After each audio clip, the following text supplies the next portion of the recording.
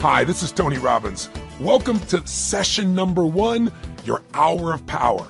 Listen, I'm very excited for what we're going to share with you because I'm going to be sharing with you today, fundamentally, what changed my life years ago and the fundamental thing I do with just about anybody. I mean, what I do whether I'm working with a president of a company or a young person, a pro athlete or a mom or a dad, somebody wants to make a change, and we're going to go beyond philosophy into the real mechanics, the real strategy, the real tools. This is where it all starts. And to start this session, I'll tell you what I want to talk to you about. I want to talk to you about what's missing. Yeah, missing. What's missing from your life? You might say, wait a second, nothing's missing from my life, Tony. I'm on a roll. I'm here with you on the ultimate edge. I mean, my life is great. I'm just here because I like to improve a few things. Okay, I believe you. But if you're really honest, I bet there's something missing. And by the way, there's nothing to be embarrassed about that. We're so weird as a society. It's like we all want to be perfect. Something missing from my life? Nothing's missing. We try to cover it up even to ourselves. But I'll tell you how we know it. If you look around at most people's lives, there's this huge thing called stress. In fact, if you read interviews with people that do all these focus groups on politics, on business, on products, the number one emotion experienced by people in North America today, you know what it is? Anxiety. Not fear. Fear's not so bad. If you get fearful, your whole body kind of gears up and then something happens. Either you were fearful and you were right and you have to deal with the problem, or many times the situation gets resolved and you go, man, I was fearful and I didn't need to be, and the fear's gone. But anxiety is an emotion that most people carry with them every day. It's that feeling that never goes away. It never ends. It's a feeling that, man, if I don't run home and take care of all those emails and everything else, it's like it just gets piling up. It's more and more and more. It's the feeling that you never completely win, that you can't let go. Maybe that you can't even fully allow yourself to enjoy, much less just achieve and succeed. See, the goal of this first session of this hour of power is to get you not just to realize how extraordinary your life is and appreciate what you have, but also to decide on what you want and to make it happen by making the shifts inside yourself that are necessary. But to make that happen, you're going to have to recapture what's missing. Not only what you want and what you need, but if there's one thing missing from most people's life today because of the way we live and technology, it's time. I mean, think about it. Not just time, but time for yourself. Time to actually feel. Time to not just react to the constant stimulus. Time to sit down and dream or decide, this is how I want my life to be. This is what I'm committed to. This is how I'm going to live from this day forward. See, most of us are so caught up in making a living and reacting to the crackberry or your iPhone or another set of emails or someone who's interrupting you in the middle of a conversation to take an email, on their phone, or the buzzing in your pocket or the stimulus of 1,000 channels. All of this set of triggers, all our normal business demands we have from our families. We want to take care of our families. We want to make a difference in the world and be the strongest we could possibly be. We want to achieve and succeed and be happy. And oh yeah, by the way, we got to deal with terrorism, economies that go up and down. And wow, what happened to that stock market? What happened to that real estate market? Or man, that subprime crisis. Ooh. Or, what's happening in my business? There's all the normal stresses of the environment. And then there's how we've begun to live. And I'm here to say to you that if you will give yourself one gift, if you give yourself the gift a little bit of time to think, to feel, to be, to condition your body and mind to work together, the whole game can change.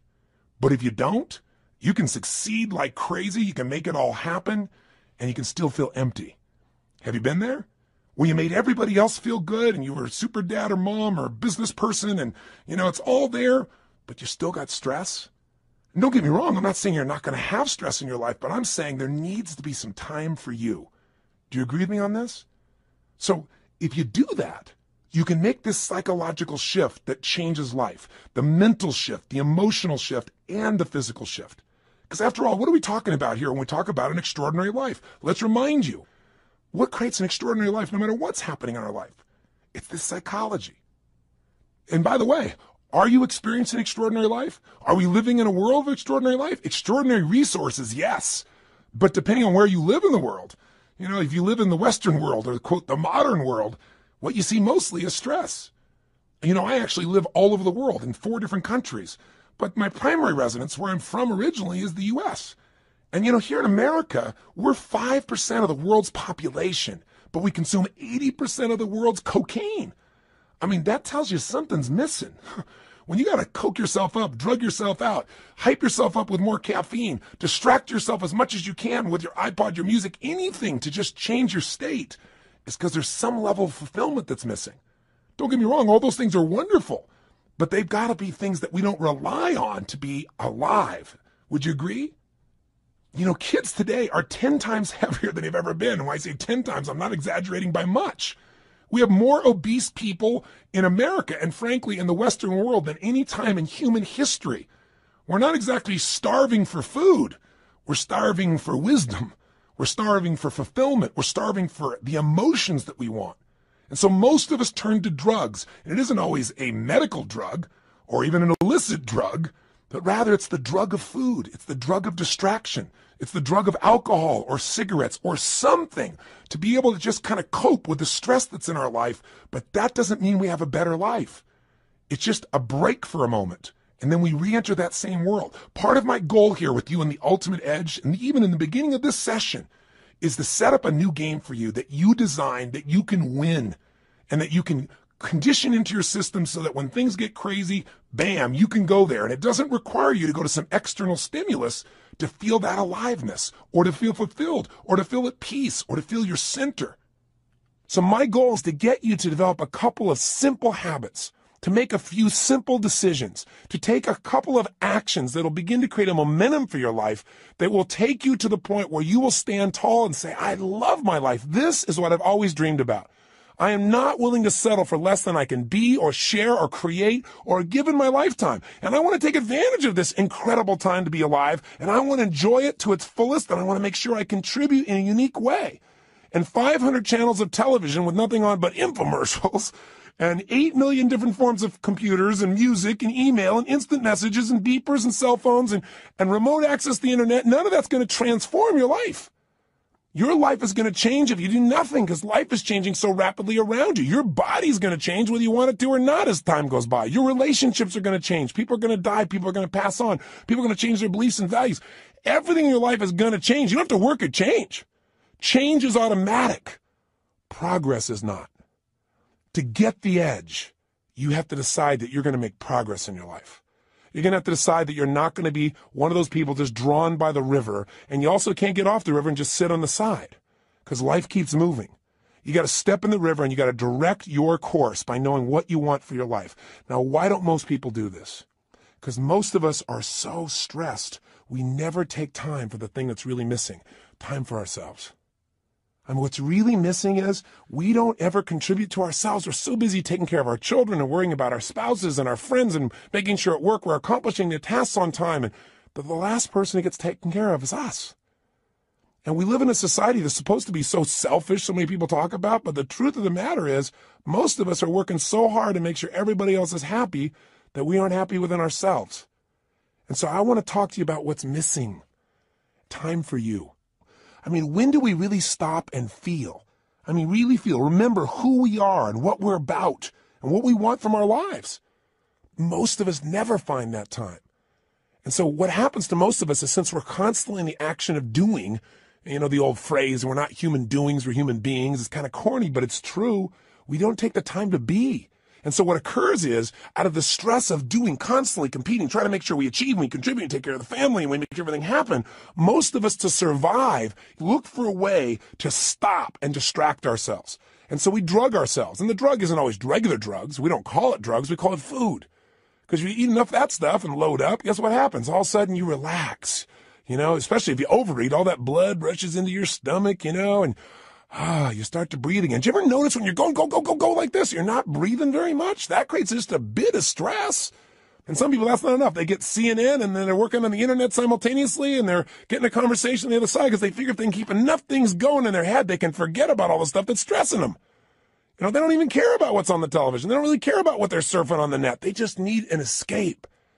But you know, you'll never escape your way to fulfillment. You'll never escape your way to joy. You'll never escape your way to an extraordinary life. The only way you get that is by deciding what that means to you. What is that extraordinary life? What is that fulfillment? What is it you want? And that's got to be a process that is consistent, not something you do once in a while when you got a birthday with a 0 on the end. Not something that you do, at New Year's where you sit down and go, all right, I better look at my life, see how I'm doing. All right, let's make some resolutions that I know I'm going to break within the week. And then I'll check in on them maybe a year from now, next New Year's, and see how I'm doing. That's called recipe for failure. Do you think most people in life are fulfilled? Or are most people in life stressed? Now, let me tell you, stress is a code word for fear. See, when somebody says they're stressed, that's because they don't want to say I'm fearful. You go, no, I'm just stressed. I have all these things to do. Well, why are you stressed about it? Well, if I don't get them done, if you don't get them done, what? Well, then everybody will be upset. Well, what if they are a little upset? Well, well, then I'll have failed. Well, if you fail, what does that mean? Well, you keep on digging. If they fail, they feel like if they failed, then they're worthless. If they're worthless, they won't be loved. Stress comes from making things more important than they really are. And most people in life are spending all their time majoring in minor things. They're putting all their focus, all their energy, all their attention on responding to the reactions of the moment, rather than stopping in that timeless place of who you are and saying, gosh, what is it that I really want today? What do I want to create? Because I got to tell you something. Everything in the outside world, everything around you that you like or dislike, that's stressing you or that you're thrilled about, was first created on the inside. Everything that you're experiencing in your life, your relationship, the way your kids are, your job, your opportunities, it all started with decisions you made in your head. Decisions about what to focus on, decisions about what things were meaning, whether you should be upset about it, or whether you should learn from it, whether this is a challenge, an opportunity, or a crisis. And the decision about what you're going to do, these decisions are shaping your life. You got to understand, getting the edge simply means this. 80% of success in anything in life is psychology. The ability to manage your mindset, your ability to find the opportunity in any situation. This isn't stupid positive thinking where you just sit around and, go to your garden and say, there's no weeds, there's no weeds, there's no weeds, there's no weeds. I don't believe in that kind of positive thinking. It's garbage. There's weeds there and you got to pull them out. But you got to have enough intelligence, enough psychology to say, I'm not going to see it worse than it is. Because, people say, I'm skeptical, I'm pessimistic. Oh, garbage. You're fearful. If you say you're skeptical or you're pessimistic, what you're really saying is, I'm afraid of being disappointed. I don't want to get my hopes up. I don't want to look naive. So I don't want to be hurt again. But I got news for you. If you're going to have an extraordinary quality of life, if you're going to get the edge in life, where the passion and the juice and the joy and the fulfillment and the happiness and the love and the family is, where the Quan is, like Jerry Maguire talked about, right? Where you got it all. You got the love, the respect, the connection, the contribution, the money, the fun, the fame, the whatever. Whatever your definition of the ultimate level of life, that edge comes when you master your mind and your emotions. But you know what? 20% of your success is mechanics, and they do play a role. And sometimes our mechanics are getting in the way of our psychology. Sometimes we've structured our life where there's no time to think or be. So you say, okay, if you ranted and raved, what am I supposed to do? All right, you start to kind of say, I should take some time for myself. Where am I going to find that? I got to get up. I got to take the kids to school. I got to make it to work. I get it all done. I come back home. I got to pick them up. I got to take them to dance lessons, to soccer. Well, then I got to work on my homework. Then I got to answer all my emails. When am I going to do this stuff? Stop. We all get what we have to have. That's it. The most basic principle getting the edge is for you to understand and for me to remember, for all of us to remember, we all get our musts, we don't get our shoulds. Everybody's got a list of shoulds. I should take time to work out. I should take time for myself. I should actually go on a diet. I should make more calls. I should just allow myself to listen to some music and meditate a little bit. I should do my taxes. But most people doing this stuff, they just what I call should all over themselves. You don't want to should all over yourself.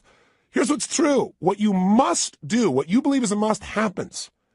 Right now, you're earning what you must earn and not a dime more. Not what you want to, don't get me wrong. And listen, I know I sound like I'm ranting. That's because I'm a nut. But by being a nut, I've achieved a lot. I've achieved a lot of things in my dreams and goals that have happened because what I am is I'm unreasonable in my expectations. So if I sound unreasonable, it's not to be disrespectful and it's not just a rant.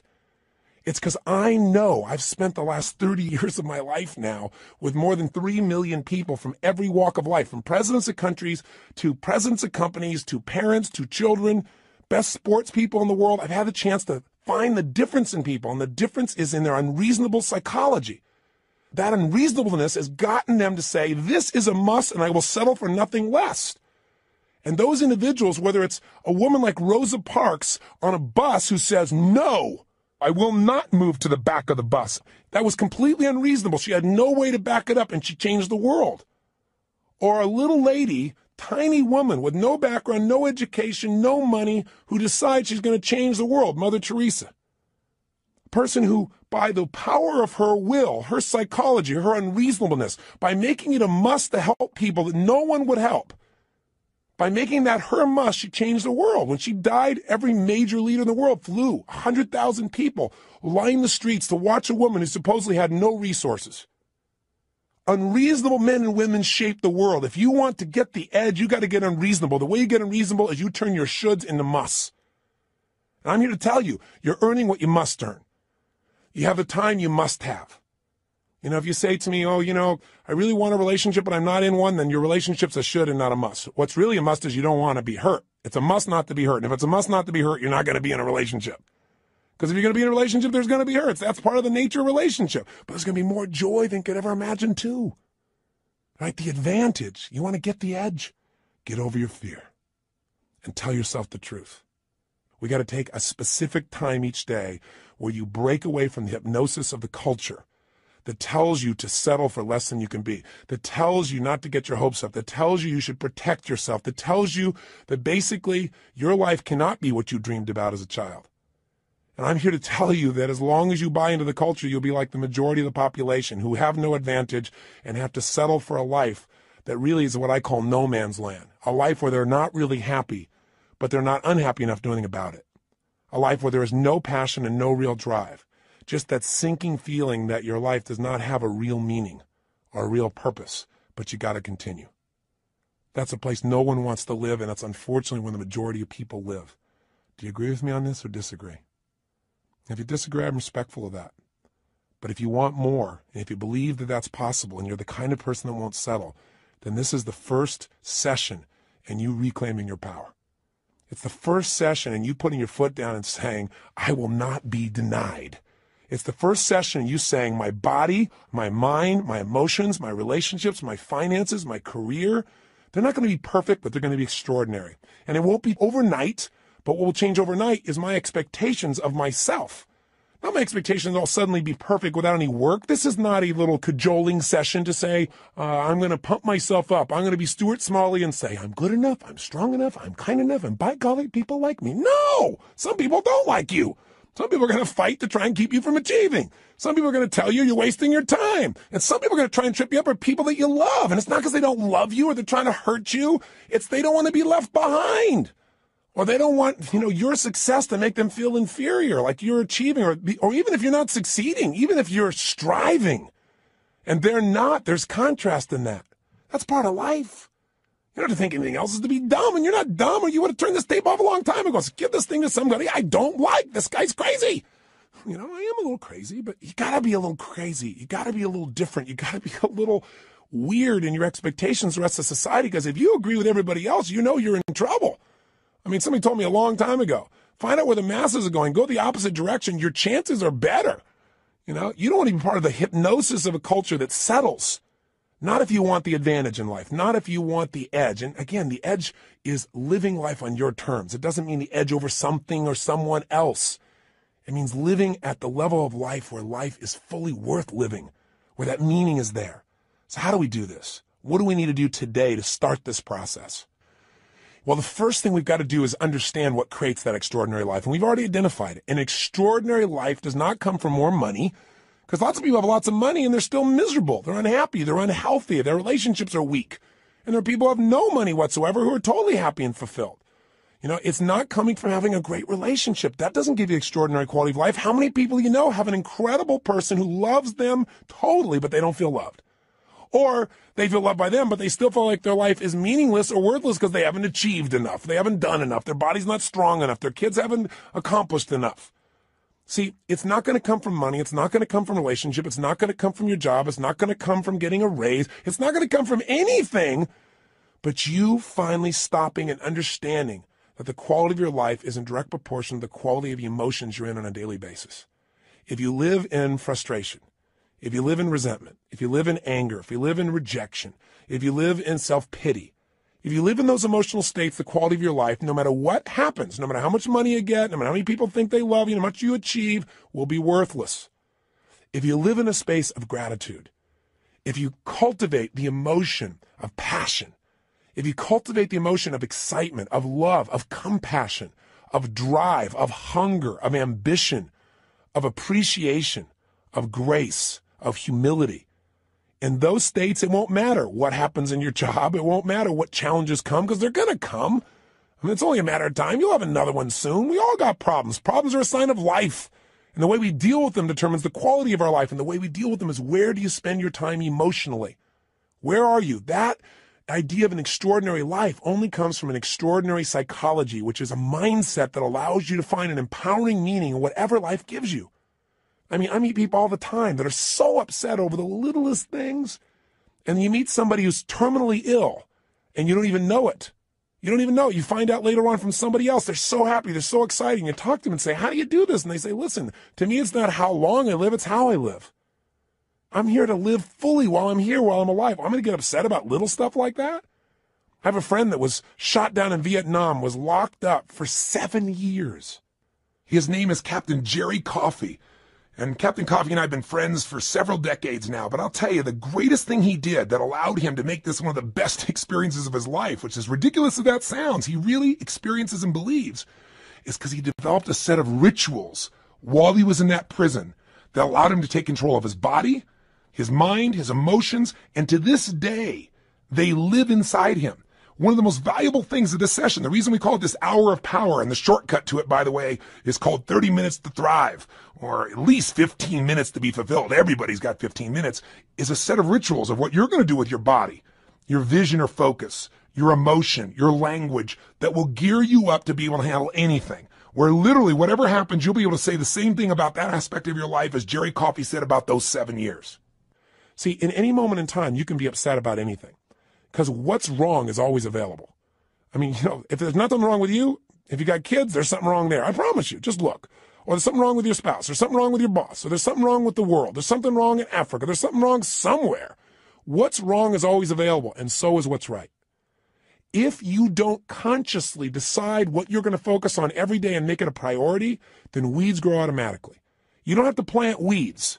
They're automatic. You don't have to worry about gravity. Something's going to pull you down unless you use your will to stand up and move. You go, well, it's just natural to be down all the time. Well, then it's natural to lie on the ground, right? But how we have an extraordinary life is we resist the natural forces. I remember years ago when I met Norman Vincent Peale. He was amazing. He was 92 years old, and he was doing a seminar. And I was 32 at the time. And I thought, gosh, only 60 more years of this. And so I said to him, I said, Norman, what are you doing still going out here doing seminars at 92 years old? And he was so cute. He turned to me and he said, Tony, there's still a few negative people out there. I started laughing. I said, you're the best. And I said, tell me, what's the most important thing you want people to understand when you're talking? He said that problems are a sign of life. He's the person I got that from. I said, what do you mean? He said, well, everybody's talking about how they don't want any problems. He said, but the only people that have problems are people that live in cemeteries. And I said, I heard that somewhere. He said, well, yeah, I said that in 1936. I said, my God, he's been around a while. But the reason I tell the story about him is the idea of resistance. He said to me, when he first met Gene Tunney, who was the heavyweight boxing champion of the world back then, he said, I went up to Gene and I said, Gene, how do you get muscles like that? And Gene looked at me and said, do you really want to know, or are you just asking? And Norman said, actually, I was just asking. But he said, I didn't say that to him. I said, yeah, I want to know. And he said, Gene looked at me. He got really intense. He put this grimace on his face. He made his bicep really huge and showed me the size. And he said, you know how I get this? Every day I push against enormous amounts of resistance. And my pushing against that resistance sculpts these muscles. They expand by demand. I thought, wow, expand by demand. That's pretty cool. And Norman looked at me and he said, I thought about that for a long time. He said, you know what I realized? He said, I realized that God gives us problems because problems are the resistance that we have to push against to sculpt our character, to sculpt our souls. And he said, if we didn't have any problems, we don't have a life. And I thought, he's right. The only thing I want is a better quality of problem. In the beginning, I had the problems like, how do I eat? How do I take care of myself? Then in my business, how do I get someone to show up? Then it was like, oh my God, we can't get a big enough stadium. These are quality problems. I have to remind my team of that. But the reason I tell you that is whether it's a problem or whether it's an opportunity, it comes down to focus. If you're in a lousy state, everything's a problem. When you're feeling strong, when you're in that place, when you feel alive, then all of a sudden what used to be a problem is like, we can handle it. But if you don't do something every day to get yourself in that state first, and you first get hit with stuff, I promise you, you're not going to deal with it the same way. So let's get right to the point here. If you're going to have an extraordinary life, that life where you are juiced, then all that means is you're going to have a life where the primary emotions of your life are the ones you want. See, it doesn't mean that life works out every way you want. Sometimes it rains on your parade. Sometimes the events of your life you can't control, but you can control what it means to you. And when you control what it means to you, you have the ultimate power of your life. You have the edge, the ultimate advantage. See, I'll give you an example. Did you see that movie that won the Academy Award, Life is Beautiful? It's a story of a man who has an extraordinary life. Not because he has more money than anybody else, not because he's in a situation where everything is easy, but because he's alive. He has this joy about him. And by the way, if you've actually ever met Roberto Benigni, the man who plays this character, you know that he lives this way day to day. You know, he was authoring this thing from himself. He's such a joyous guy. And when he won the Academy Award, you never saw so much emotion. He was like a little boy, and everybody loved it because nobody else has the guts to be that way. Or they've forgotten what it feels like to just feel, to be alive. What makes him extraordinary? An extraordinary psychology, an extraordinary mindset, an extraordinary way of looking at the world. And in the movie, the man has that, doesn't he? And who does it affect? Everyone. Everyone within the realm of his influence. His wife feels like the most cherished person on earth, and so does he. Because when you give that kind of love and that kind of joy, people give it back. It's infectious. His son seems so happy, and they're in the middle of the Nazis taking over their country, and if you know the story, I won't run it, you know that they get picked up. And there's such a connection amongst the family that the wife is not being sent away, and she gets on the train with them. And they're in the middle of this camp. This man with his extraordinary psychology figures a way of looking at the situation for his son, presenting it so that his son sees it as a game. Isn't life a game anyway? Instead of this horrible situation. And because he has that perspective, in the end, his family survives. See, if you want your family to survive, if you want them to succeed, if you want them to have joy, if you want your kids to have a lasting love, if you want to be able to give gifts in your life and not just take care of yourself, then you got to have an extraordinary psychology within yourself. It's not where you live physically, it's where you live internally. There are two worlds, the inside world and the outside world. We can't totally control the outside one, but we have absolute control of the inside one. But you know what? Most of us are too busy to take any time to check out and see how it's going on in here. Or we just accept it as this is the status quo. This is who I am. This is my life. Or I'll get to it later. Mañana. I got to handle this first. Something else that's not so important. I want to invite you, my friend, to take the time to say, I'm going to have every day an hour of power. Every day I'm going to have at least 30 minutes to thrive. Or 15 minutes to be fulfilled, for God's sakes, where I'm going to take those 15 minutes and I'm going to focus on everything I'm grateful for. I mean, if we're going to have a life, we got to have time. And the time has to have some specific things we do, and one of those is gratitude. If you want to know what's the quality of your life, how much time do you spend in gratitude? How much time are you grateful and appreciative to the point that emotion wells up in you? I'm feeling it now. I'm so grateful to God. I'm so grateful to have the privilege to serve you right now. So if you can get to that state, everything changes. I'll give you an example. If you think about being fearful, when you're fearful, you're not grateful. And everybody's got fears. Fear they're not enough. Fear that it won't work out. Fear they won't be loved. Everybody's got that at some level unconsciously. We're human. So you can put the fear aside when you're grateful. I don't just mean intellectually. Yeah, I'm grateful for this. I'm grateful for that. I mean stopping, thinking, seeing, and feeling. So I'm going to walk you through a system that includes gratitude. Every day of our life, we got to have a vision. Every day of our life, we got to have something that excites us. When people tell me, oh, I'm bored, I'm tired, that thing is boring. No, you're boring because you don't have something that excites you in your life. You haven't come up with a vision. You haven't come something to move towards. We all need something that's going to make us use more of who we are, our courage, our passion, our joy, face our fears, build our emotional muscles. But you don't build emotional muscles when you do the same thing day after day after day. What you get is a life that's unfulfilling. So we've got to have a vision. So every day I'm going to take you through a simple process that'll get you to expand your vision so you have a compelling future, that thing that makes you want to get up early. There's a reason. You got to have a reason. And, I have friends that have sold their companies. One guy sold his company and made almost $1 billion in cash, about 800 million plus. And, he was so excited for about 2 months, maybe 3. But you know what? After that, there's only so much time you want to sit on the beach by yourself because everybody else is working, and doing something and being productive. There's only so many cocktails you can take. There's only so many, movies you can watch. There's a limit to it. What he needed was a new vision. Anytime you achieve a goal, as you get close to it, you better set up the next one real quick, because otherwise it's kind of like postpartum. You were looking forward to that baby, and now you got him. And sometimes in the middle of the night, you're going, what did I do here? Have you ever had that experience? I got 4 kids. I can relate. I hope you can. But you know what? You also have the experience on the other side of it. It's so wonderful. It's kind of like you got to have a vision for what your life's about now. Without a vision, people perish. And you got to have a daily vision that'll excite you. Otherwise, life becomes mundane. And there's nothing worse than an okay life. I told you, you're not going to have that when we're done here. I promise you, if you get this little habit, you won't have to settle for a mundane life. What people are going to go is, what happened to you?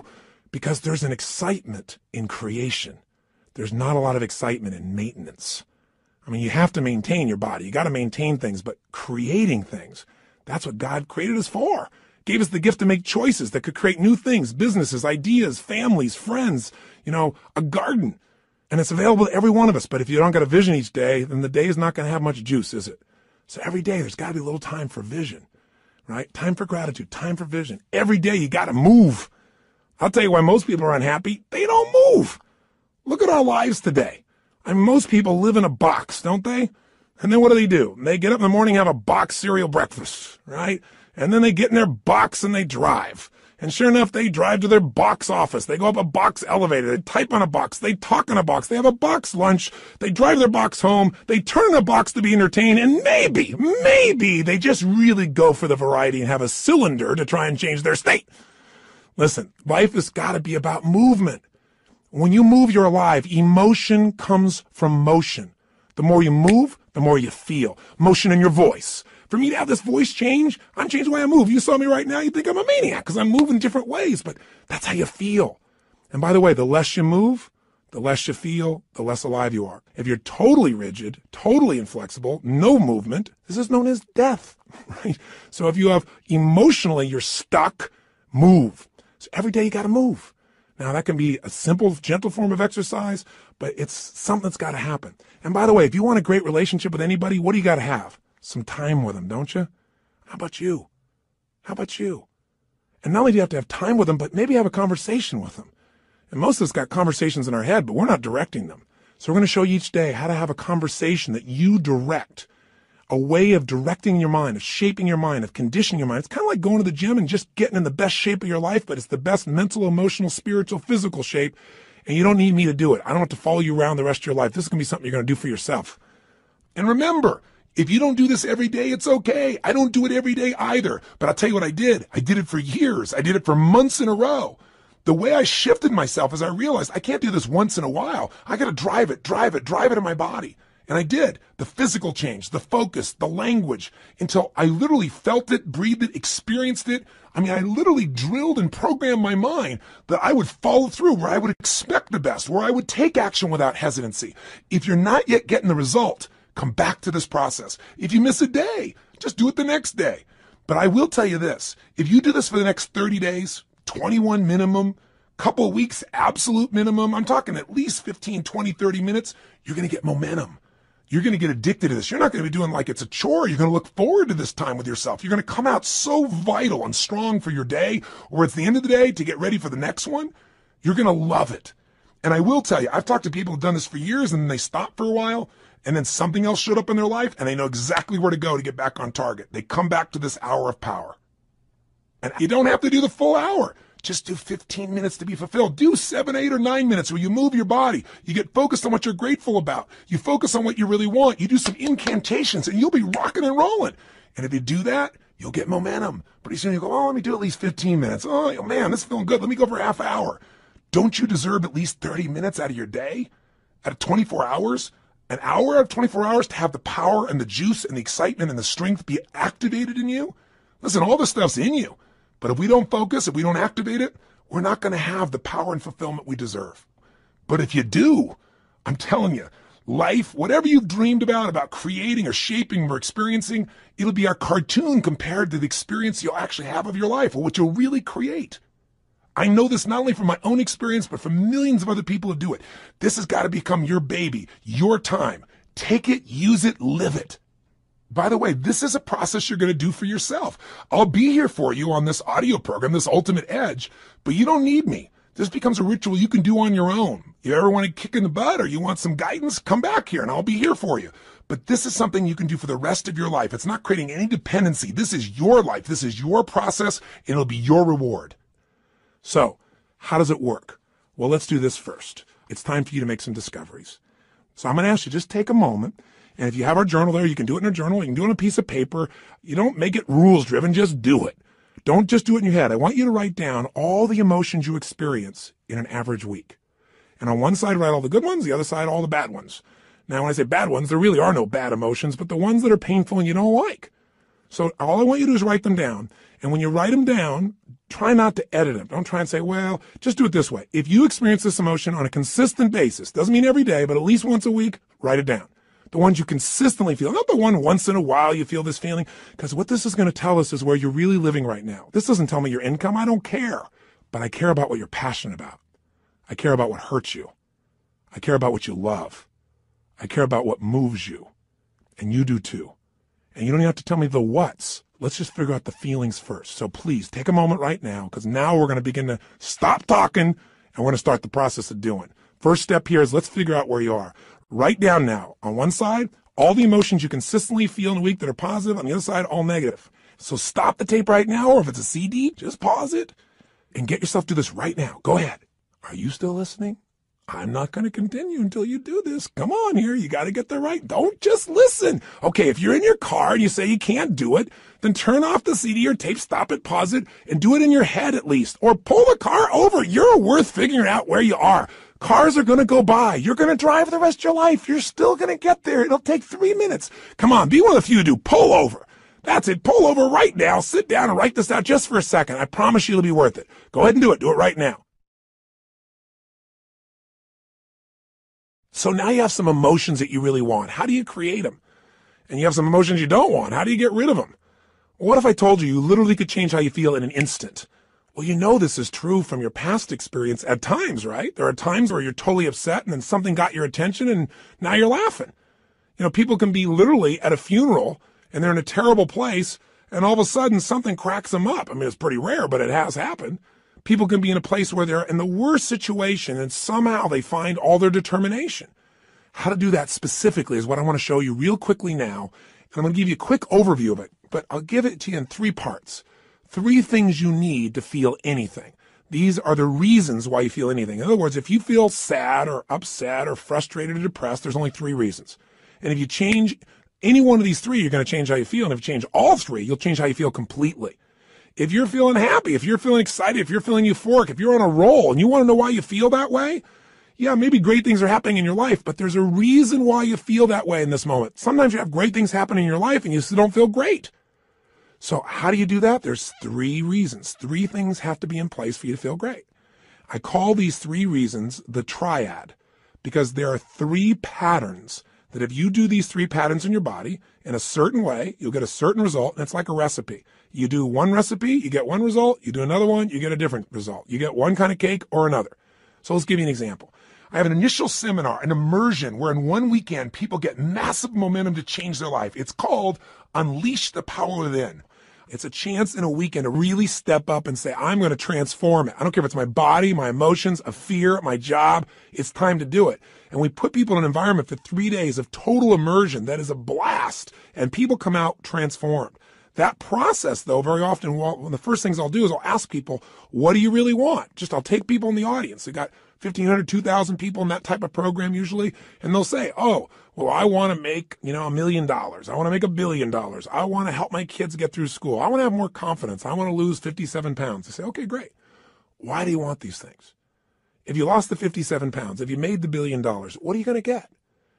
And sooner or later they'd say, well, if I change the world, it'll make a difference. And I'll say, yeah, but what will that give you? And eventually say, well, it'll make me feel good, like my life had meaning.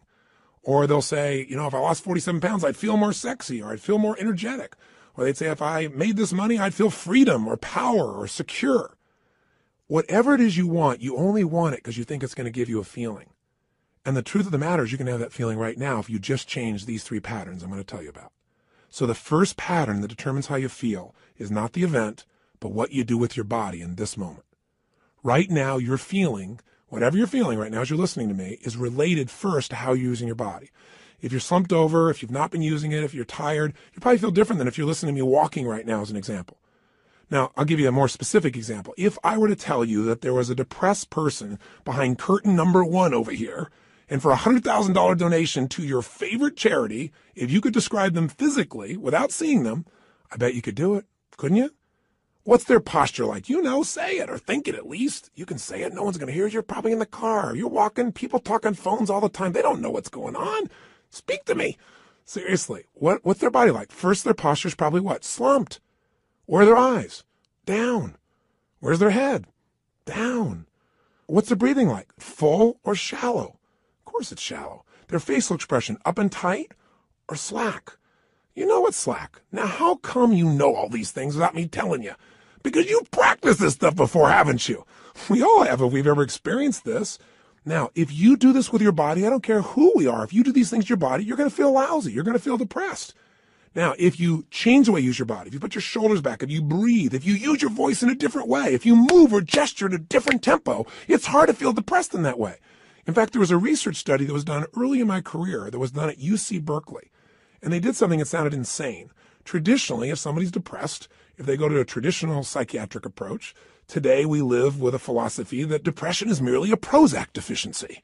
You know, that we live in this world today that if things aren't working out, let's not resolve what's going on inside you. Let's just drug you. It's called better living through chemistry. Yeah, just drug you and keep on going. We do the same thing with kids today. We got this attention deficit disorder. They've now upgraded it to ADHD, attention deficit hyperactive disorder. This couldn't be the fact that kids are overstimulated, don't get enough focus or attention, and don't know how to use their energy in a world where things are going so slow when they're learning in school compared to how they are on the internet or on MTV or anything else. It must be that we should drug them into submission so they get as slow as us and we're comfortable. It's an interesting way that we look at life today. The truth of the matter is these kids are using their bodies in ways that aren't acceptable, but they're not being directed. We go for the quick hit. We want the instant solution, even if it isn't the long-term solution that makes us more healthy. You can get a solution, but it may not be sustainable in a healthful way. The bottom line is, in that approach, we usually drug people. So at UC Berkeley, they tried something different. No drugs. Did something you're going to think sounds so stupid. Here's all they did. They came up with a simple approach. They took people that were clinically depressed. This means you achieved high levels of depression. You've got certification now. You are clinically depressed. You are an achiever at the depression level. This means you've practiced this pattern on a regular basis. And they took them, and by the way, I know I'm sounding obnoxious right now. I'm not trying to make depression sound like these people are terrible, because I felt it in my life a long time ago too, but I don't go there anymore because I know exactly what creates it. And I want to break the pattern of us thinking we're not in control. So please understand where I'm really coming from. But the point is, here's what they did. They had people come for 4 weeks, stand in front of this mirror that has 3 parts to it, and do one silly thing. Grin from ear to ear. And they had to make them smile for no good reason for 20 minutes.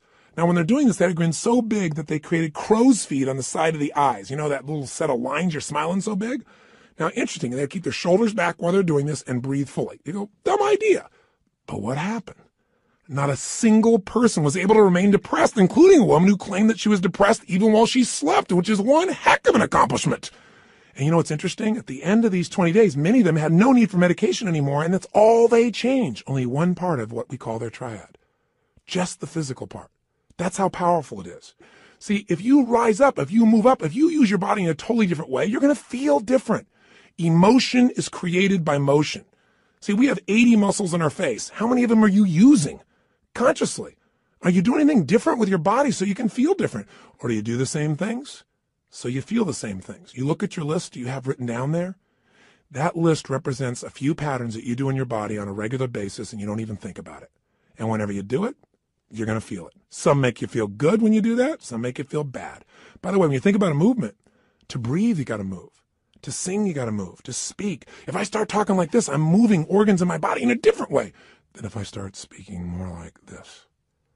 And I said, hi, I'm Tony Robbins, and I'm going to share with you now how to have an extraordinary life during the next 7,000 hours of this program. You've got turn this guy off quick. There's got to be some combination of energy there, and that energy comes because I'm not sitting in a chair here. I don't have a script in front of me. I'm looking at this microphone. I'm visualizing your face, and I'm trying to think what I can give you that I know will make a difference based on 25 years of experience. And I'm telling you, the number one thing is change the way you move. Change the way you use your body, and you'll change the way you feel now, instantly. I don't care how bad you felt if you change it. Now, if you just change it for a second and you move your hands up for a moment, you make a little minor change, you'll get a minor change in feeling. But if you make a radical change, if you go, yes, I'm doing this now, I'm sick of this, I promise you, you're going to feel different if you go, I don't know what to do. I know this sounds so stupid, but it works. And you know what? The best study of life is what works, even if it's simple. It's nice to have things simple. Why do we have to make it so hard to feel good? Here's the second part of the triad. The second part is the pattern of focus and belief, and they relate to one another. See, whatever you focus on, you're going to feel whether it's true or not. Have you ever had an experience where somebody did something, or you thought somebody did something? Even better example. You heard, you thought they did it to take advantage of you. And as you focused on that, you got angry or sad or hurt. And then later on, you found out you were dead wrong, that either they never did it, it wasn't true, or that wasn't their intent, and you felt bad about it, or you felt embarrassed. How can that be? Because whatever we focus on, we feel, whether it's true or not. Focus equals feeling, just like the way you move affects your feeling. See, right now, if I said to you, what are you juiced about in your life? What could you be excited about? If you really wanted to be excited in your life right now, what could you be excited about? Or what are you proud of? Or what could you be proud of if you wanted to be proud? Or who in your life do you really love? Who loves you? Think about it for a moment. Who do you really love? Who loves you? By the way, how does that feel when you focus on or you think about someone you love? See, whatever you focus on, you're going to feel. Focus equals reality to the individual, even though it's not reality in actuality. I'll say that again. Focus equals reality to the individual, even though it's not reality in actuality. That's a complicated way of saying whatever you focus on, you're going to feel, whether it's true or not, because your brain doesn't know the difference between something you vividly imagine, that's called focus on, or something you actually experience. It's very powerful.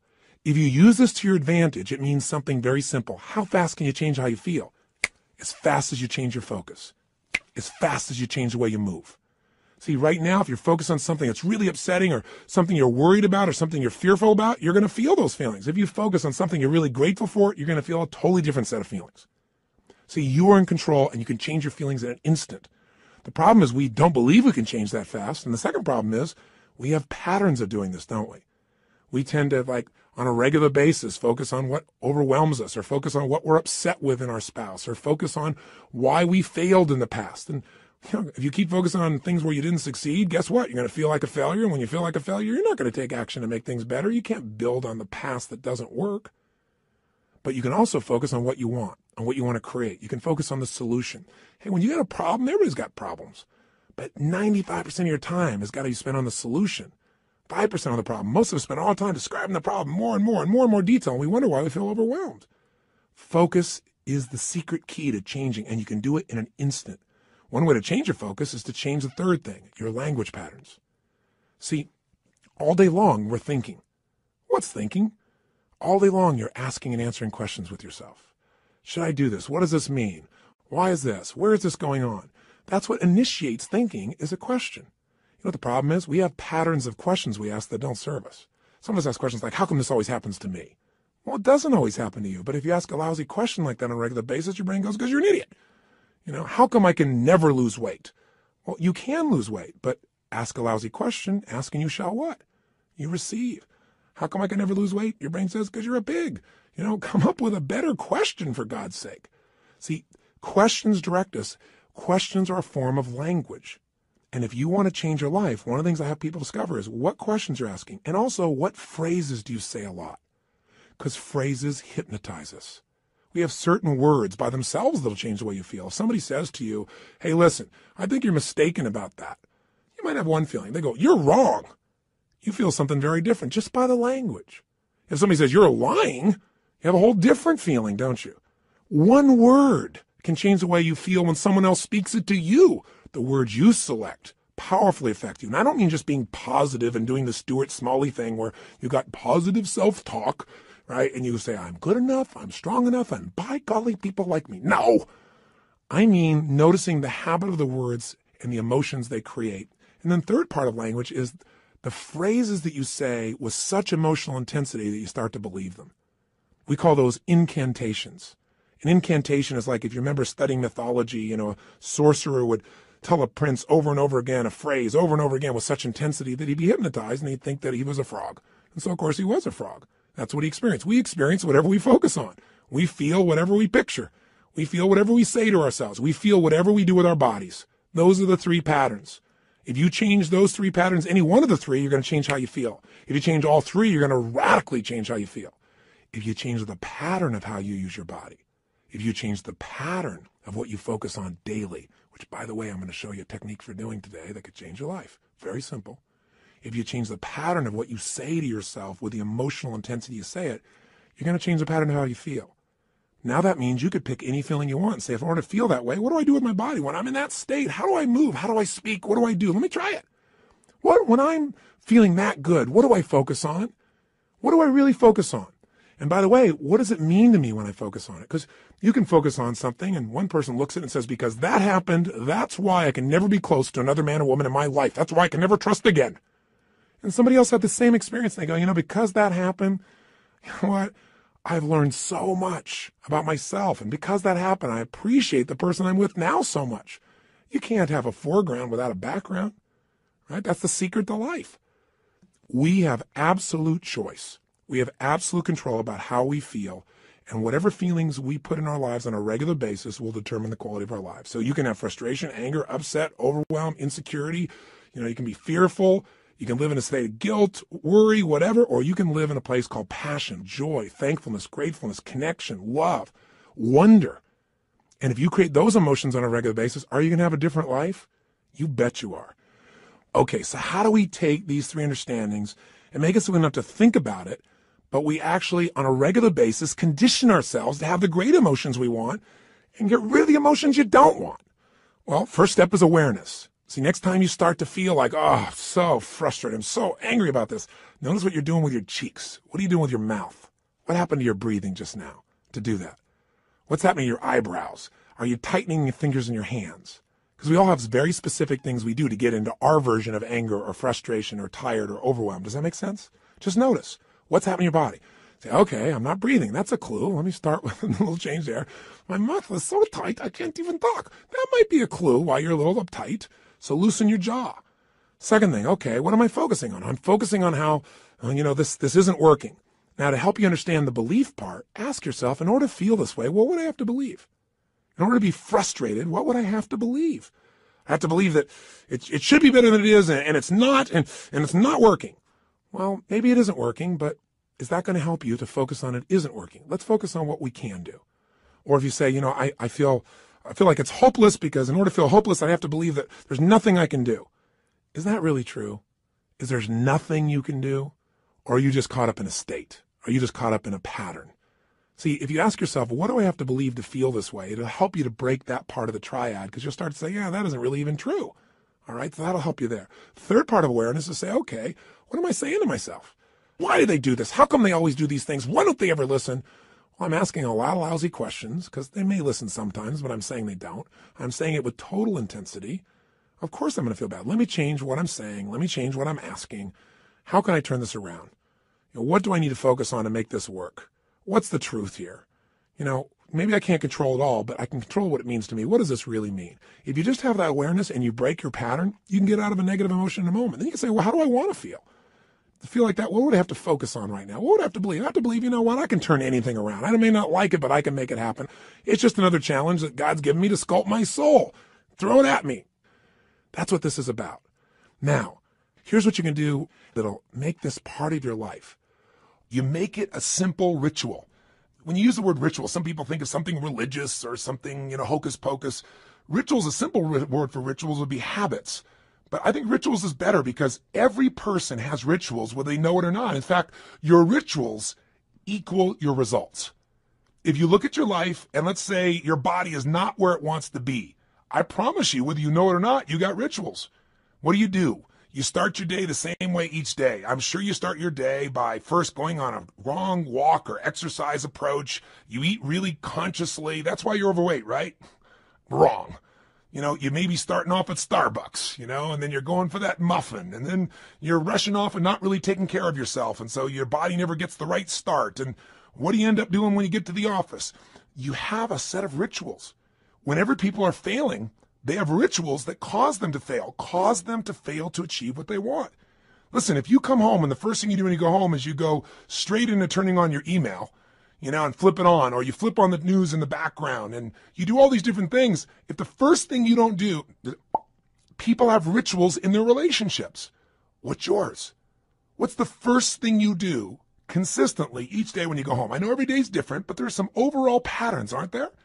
I mean, people who have a great relationship have a very different ritual than people that don't.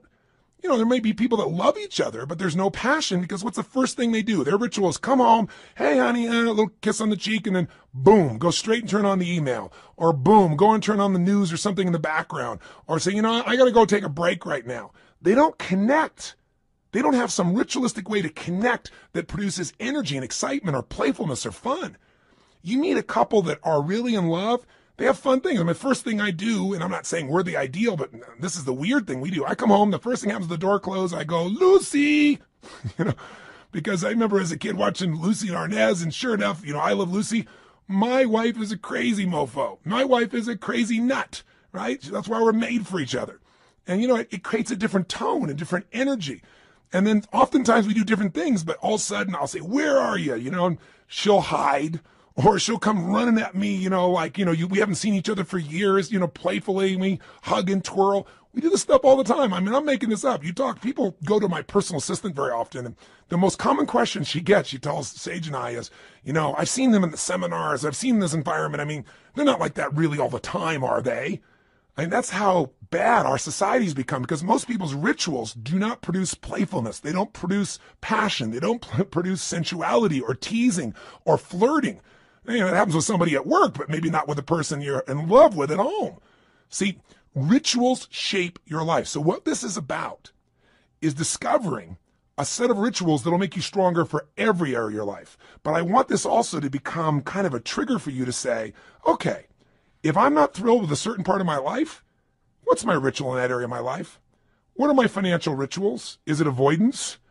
Do I really get focused on it? Do I pay attention to it? Because if it's not working, you got the wrong ritual. Find someone who's succeeding and find out what they do differently and do that, and your life will change.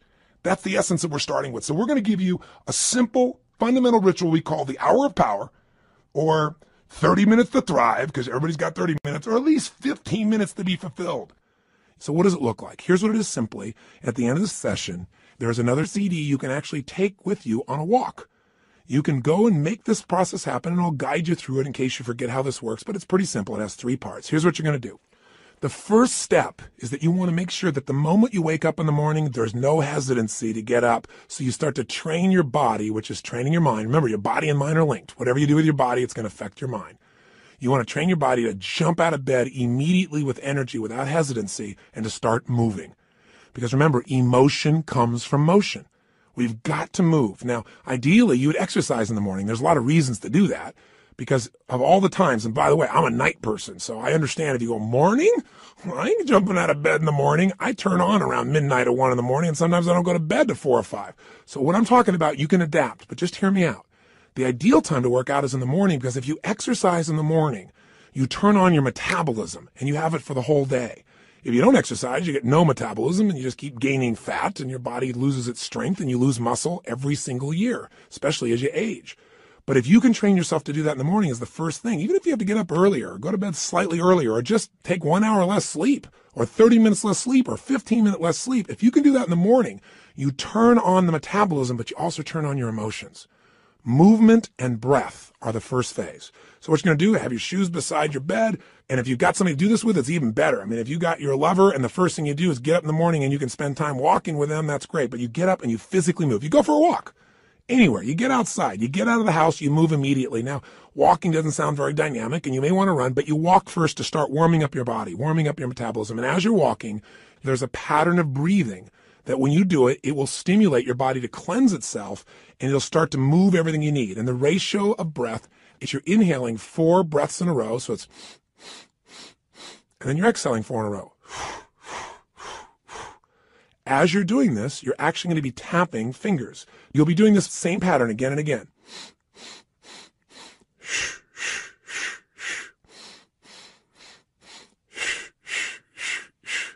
This pattern of breathing will alter your state. You will literally, after doing this for about 5 minutes, begin to feel radically different. Now, you're going to inhale through your nose, as you probably heard, and exhale out your mouth.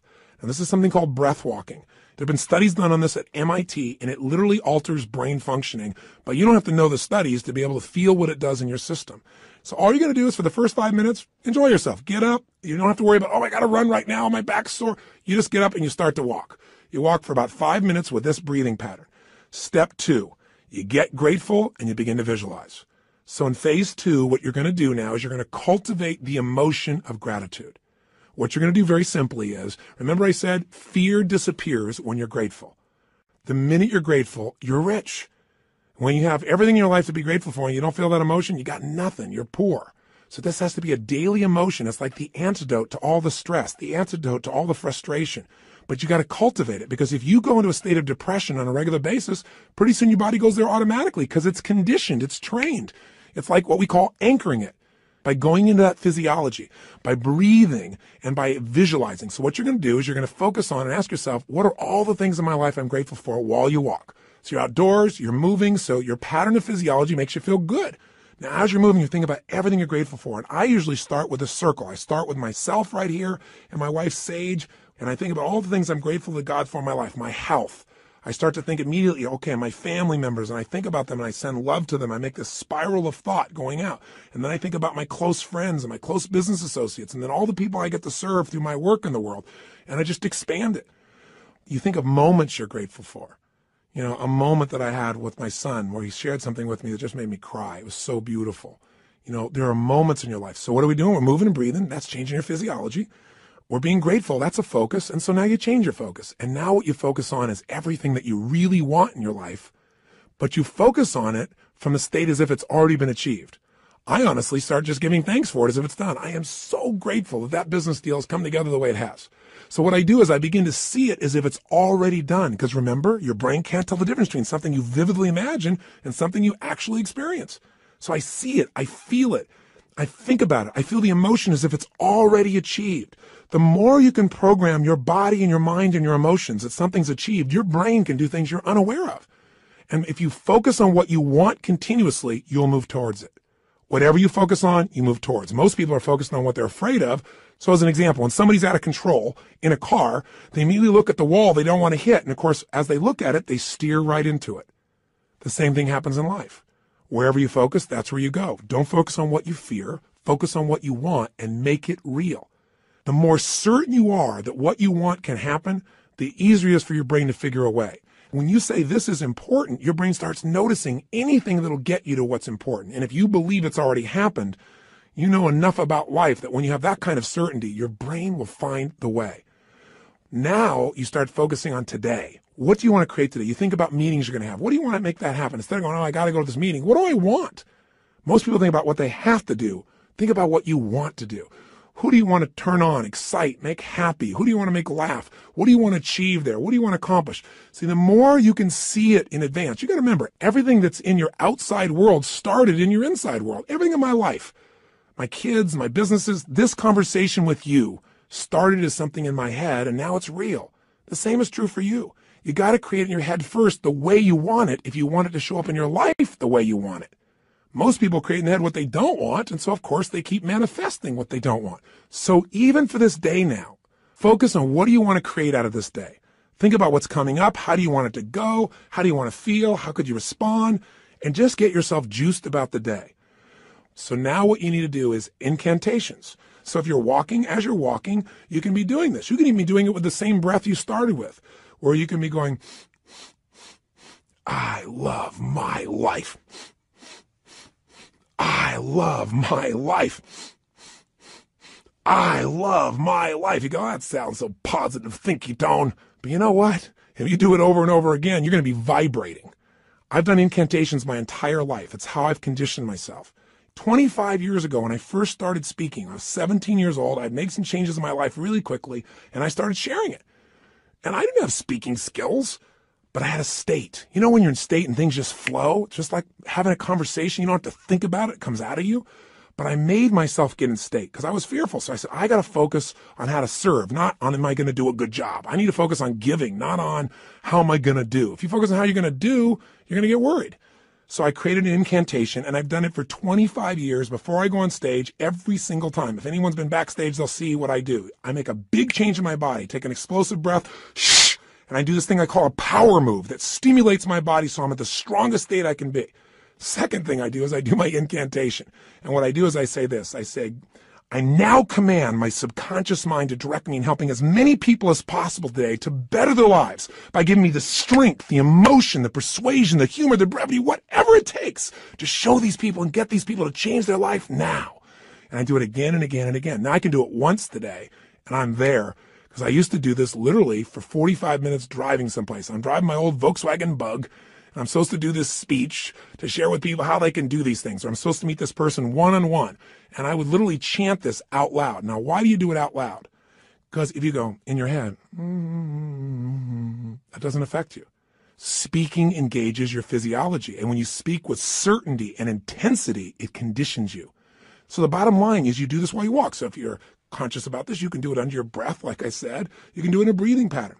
You can do something simplistic like, every day and every way I'm getting stronger and stronger. As you're jogging, as you're walking, every day and every way I'm getting stronger and stronger. Some old phrase from an old book from years ago. Anything will work as long as you say it with intensity. Every day and every way I'm feeling happier and happier. Every day. And you say it again and again. And what you'll actually get is a rhythm. I'll tell you what incantations do in case this sounds stupid to you. Maybe it'll help. Have you ever made the fatal mistake of going to Disneyland and getting on a ride called It's a Small World After All? If you have, you know the power of incantations, because what's stuck in your head for the next 3 weeks? That song in 37 languages, right?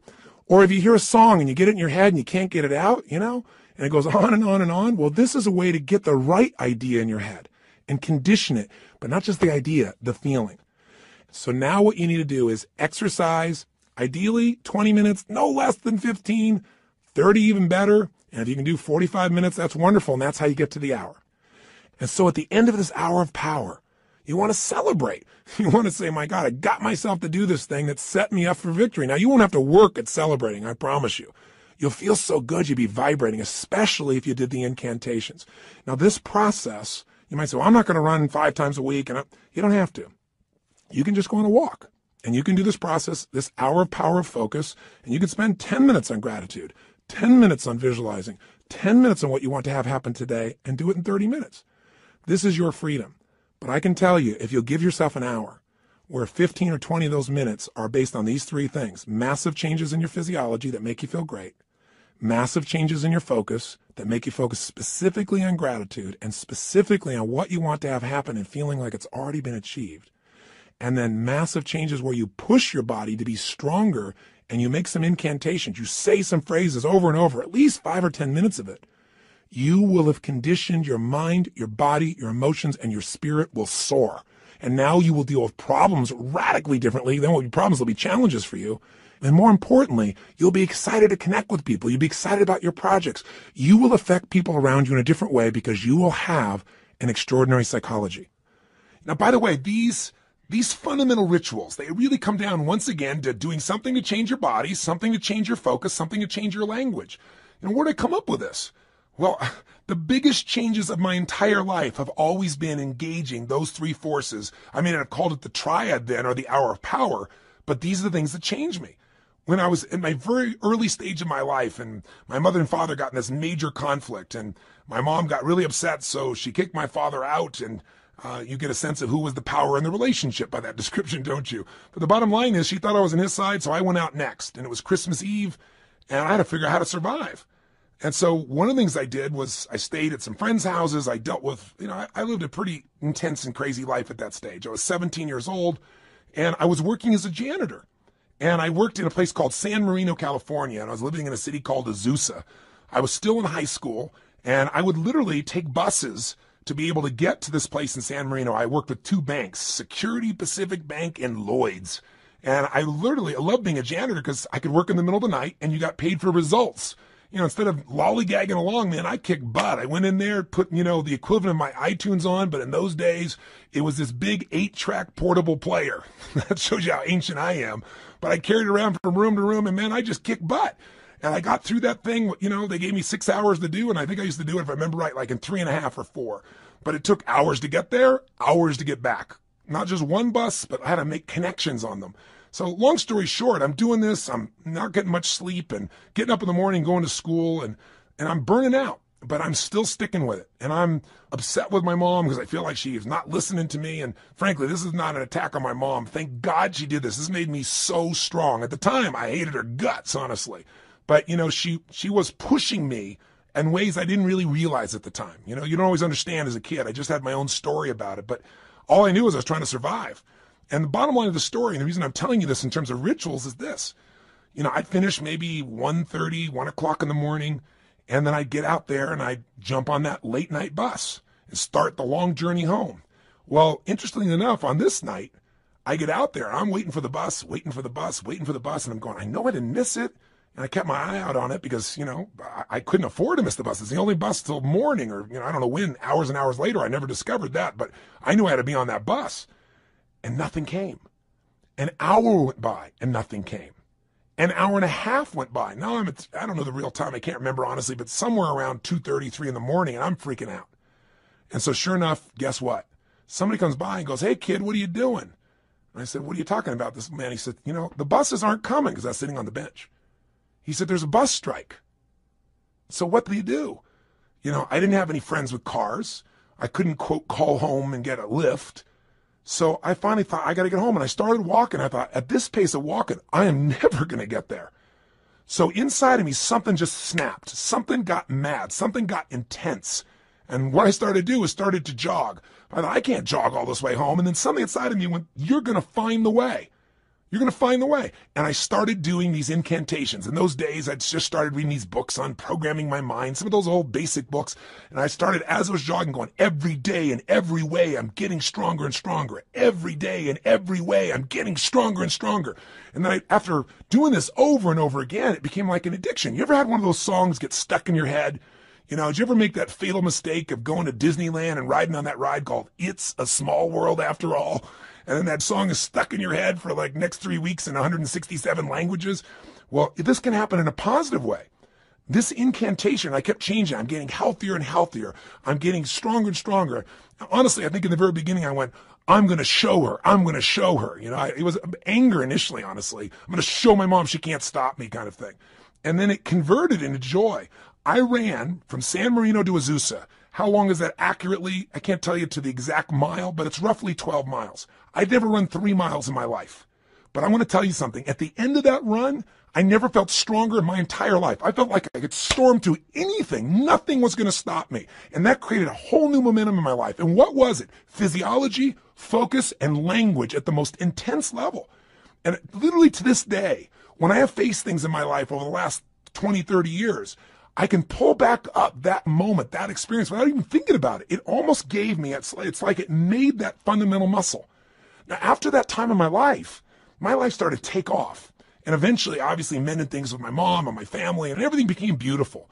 And equally importantly, I grew as a man. I wasn't a stupid boy who was just focused on himself. I really started to shift how I could contribute, how I could grow, how I could make a difference. And in a short period of time, at a very young age, here I was, a very successful young man. I was written up in newspapers and magazines. My nickname was Wonder Boy. My ego started to grow real big, And the interesting thing happened was I then got beyond my comfort zone. I started feeling that third pillar. I didn't call it then, but I started feeling these inner conflicts. I mentioned this when I talked to you a little bit in that first session on decisions and destiny, but I found myself in a place where I was making a lot of money. And I grew up very poor. And I had this blueprint, this mindset that said, man, I've gone through, 3 divorces with my mom. I've seen these men come and go. All of those arguments were based on financial stress. That's the story I had in my head. Obviously, it was more than that. They had conflicts in their values and their beliefs, but I simplified it to that. So I thought, man, if I can earn enough money, I can make everybody happy. Love will be there. That's not what happened.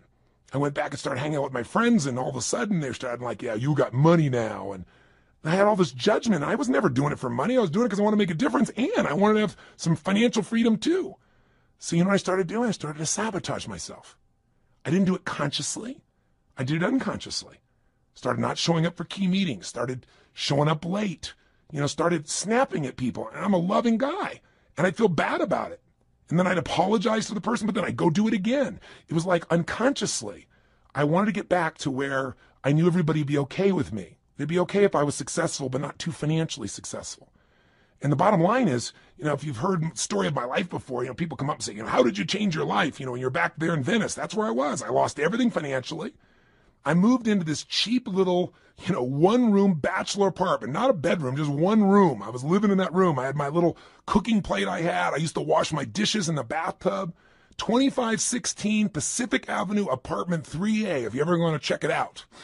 I literally went back there years ago and knocked on the door to see who was living there and see if I could help them out, see if lightning could strike twice in the same place. That's a whole nother story I'll tell you sometime. But the point is, I found myself in this place where I was waking up each day feeling sorry for myself. My life was a mess. I was watching television all the time. I was eating to try and fill myself up because I wasn't filled up emotionally. And I gained 38 pounds in about 2.5 months. And again, that's not easy to do. So, what did I do? I kept eating and just not moving as much as possible. But what changed me was a series of events, one in particular, but a series of them that really made me feel humiliated, made me look at my life and say, man, somewhere inside of me, I know I'm more than what I'm demonstrating mentally and emotionally and physically and financially and spiritually. And the day that all snapped for me, the way I changed it was with the same ritual. I didn't think about it consciously. I just went, look, I got this big gut. I got no energy. I feel like I got no control over my life. So I decided I was going to go on a run.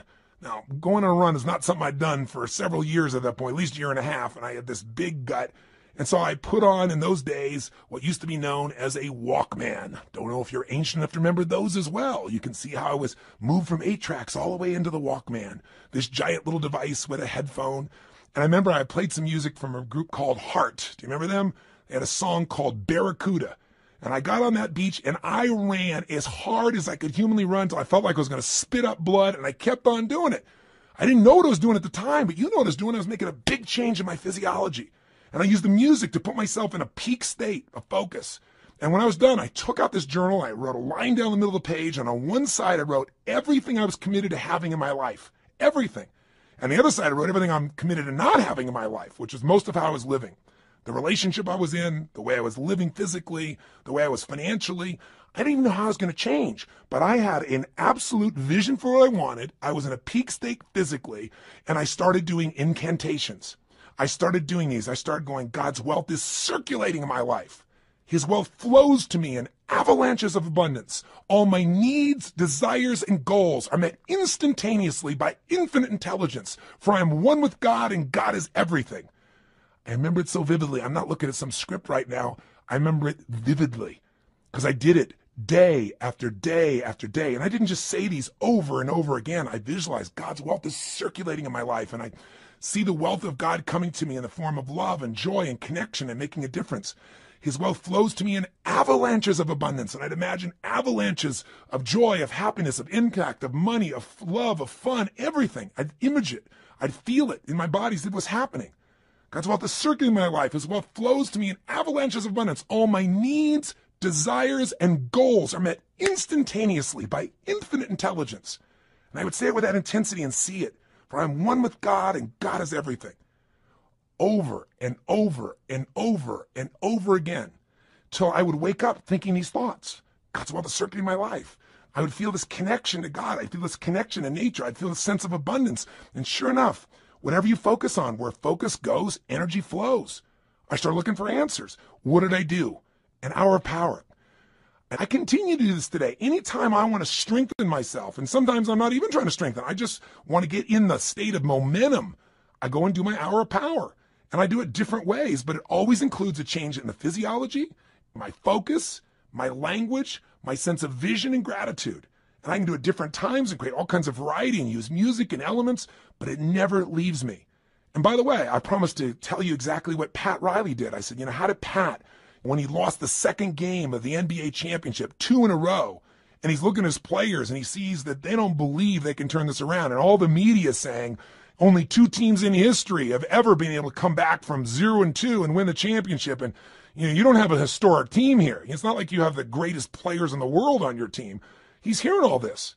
How do you find a way to find that internal certainty that could get him to not only believe, but do what's necessary to maximize his ability as a coach? How do you find enough certainty that he could transfer that to his team? He did his own version of Hour of Power, does it to this day. Pat's way of doing it is he gets a little walk going, and then he does these yoga-like postures that cause him to make this radical change in the way that he's sitting, moving, breathing, and focusing.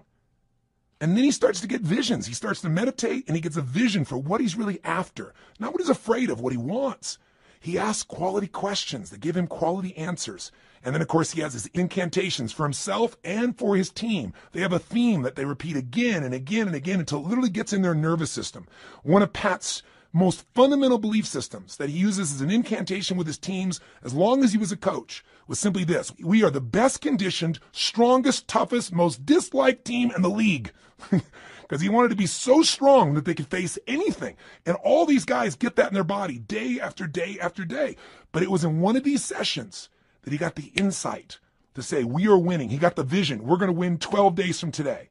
And then his second hour of power, he got the insight. Okay, I'm going to get these guys to have certainty because I'm going to tell them they're only bringing 1 suit. We're not booking in any other hotel rooms, only 1 night. There isn't going to be a 7th game. We're winning on the 6th game, and we're even going to book the venue for victory here in Miami that night when we get home. I mean, I'm going to box us in. He got that out of an hour of power. And then the sharing of the experience of Martin Luther King's writings that came on his 3rd day of hour of power during this process. You want insights? If you want an extraordinary body, it takes a ritual, doesn't it? A ritual of diet or a ritual of exercise. If you want an extraordinary emotion and spirit, it takes rituals. One of those that you might want to add to this hour of power is prayer. If you believe in prayer, this is it. And this is a form of it. Maybe the greatest prayer is not asking for things, but saying, thank you. Thank you, Lord. Getting in that place on a daily basis for no less than 15 minutes to fulfillment, and ideally the hour of power will change your life more than anything else. And if you did it for 6 months, your life will never be the same. Because all the research shows that if you even exercise for 6 months, you'll exercise for the rest of your life because it becomes physically addictive to you. If you get away from it, you'll feel pulled to do it. All you got to do right now is give it a week or 10 days. Do this with me for 10 days, and I promise you, you're going to get some momentum. And by the way, if you want to guarantee success, do it for 30. This process works. All you got to do is give yourself the gift of a little bit of time each day. Are you going to do it? Are you going to follow through? You bet you are. And I'll be with you each step of the way. Now, I know this audio session is much longer than any other than a workshop, because I really wanted to hopefully engage you. My goal was to do everything I could to get you to give yourself what you deserve and to tell you the 3 things that you got to take control of and to remind you of the fundamentals that your life is nothing but your emotions. If you get the right emotions, you'll work out. If you're determined, you'll work out. You can change a state that fast, but you got to get the habit. Are you sold? I hope so, because the sale is for you. It's not for me.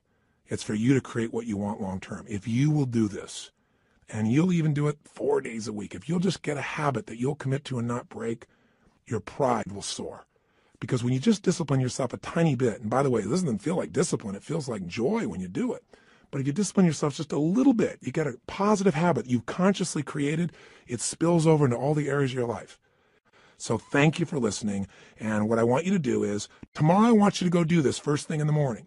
I want you to start out your day by doing this hour of power, or this 30 minutes to thrive, or these 15 minutes of fulfillment. Just do it. And by the way, if this sounds complex and I've overloaded you because it's been a long session, don't worry.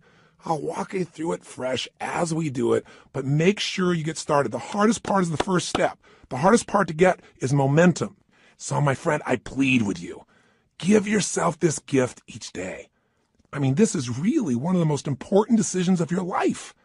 And I hope my crazy, outrageous approach pushed you in the right direction and didn't push you away.